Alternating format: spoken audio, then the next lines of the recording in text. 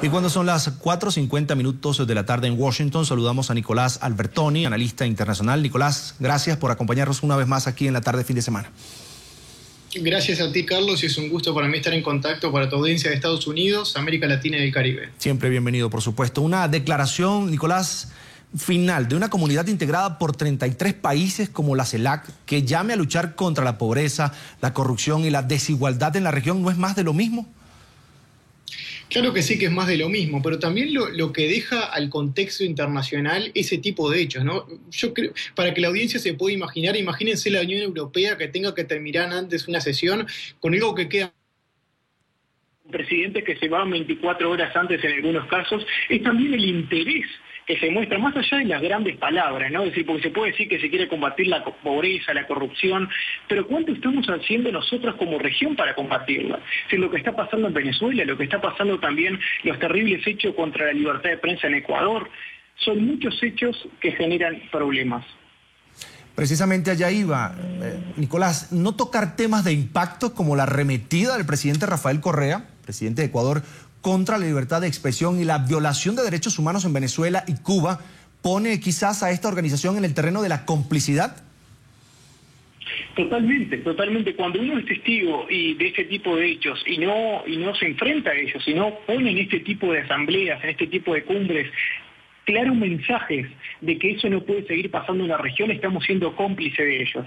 Pero lo más sorprendente también, Carlos, es ver cómo constantemente en las cumbres de América Latina seguimos basándonos en lo que se ha llamado en la política económica la teoría de la dependencia. Es decir, fíjense que todos los problemas que se resaltan en la región son desde afuera. Es decir, son porque Estados Unidos tiene bloqueo en Cuba, son porque de alguna forma está un mundo imperial, como así lo llaman. Fíjense que una de las frases más resaltadas en los titulares, lamentablemente, fue la del presidente de Bolivia, Evo Morales, que dice: la región debe ser anticapitalista para avanzar.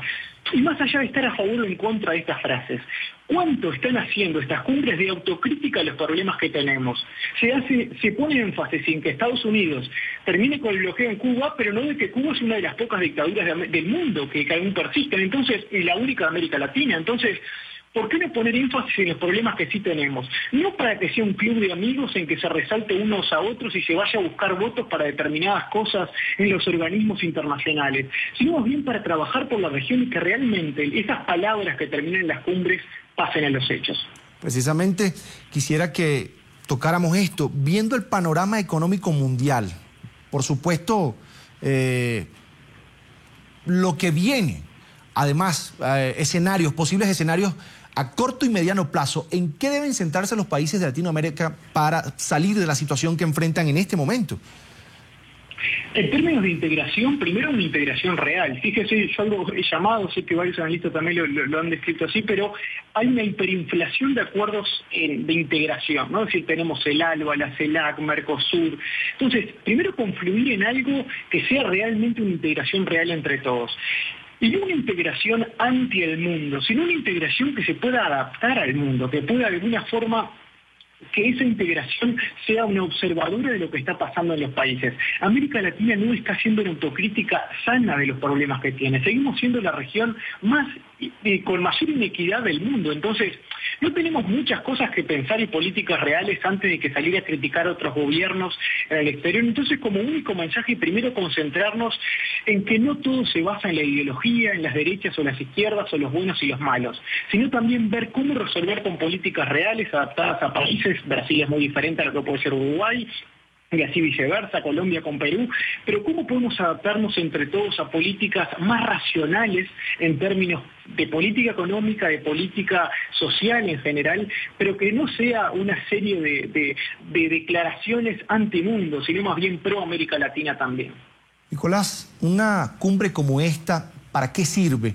Cuando incluso la voz del común, la voz de los ciudadanos es ignorada, caso Venezuela, por ejemplo. Absolutamente, absolutamente, y nos lamenta mucho. A mí me toca casi siempre al terminar las cumbres de Mercosur o algo comunicarme con medios, ¿no? Como en este caso con usted, con sus colegas, y siempre a veces como que uno se aburre de terminar diciendo lamentablemente lo mismo. Terminamos con cumbres que no tienen resultados concretos en la sociedad. Y más allá de que puede salir más de un presidente o un canciller diciendo, no, resolvimos tal tema migratorio. Sí, pero eso es escasísimo al lado de los costos que implica hacer una cumbre. Fíjese que en mi punto de vista, uno como observador de estas cosas, yo creo, me animo a decir que el populismo se ha metido en la integración de la región, porque termina siendo, fíjese, de tantos acuerdos que hay, terminan también expresándose en puestos de trabajo, que mañana se traducen en votos, termina también traduciéndose, como una vez lo dijera el presidente Mujica, entre sus formas y su estilo, por decir, no se pueden hacer estas cumbres para llenar los hoteles y para promover el turismo. Yo les voy a hacer un ejercicio específico para su audiencia. Fíjense, entren a los sitios oficiales de este tipo de cumbres. El 50% es recorra Costa Rica, visite Costa Rica, los hoteles. Entonces, no es la agenda. Si alguno entra a una agenda de una cumbre de la Unión Europea, es casi anexo a la parte logística. Es qué vamos a tratar, cómo lo vamos a resolver y cómo lo vamos a medir.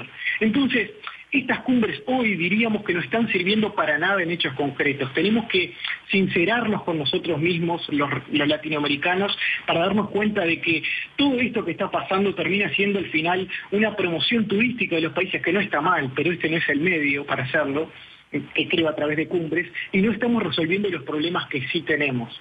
Que yo creo claramente, por ejemplo, lo que está pasando en Cuba, porque nadie puede ir a expresarse de la sociedad civil venezolana a expresar lo que está sucediendo en términos de sociedad civil y cómo se están rompiendo los derechos de libertad de prensa. Entonces, creo y reitero, esto se está terminando realmente y le resulta negativo a la región tener un estilo de integración que termina siendo un amiguismo presidencial y no una serie de políticas concretas para cambiar la región.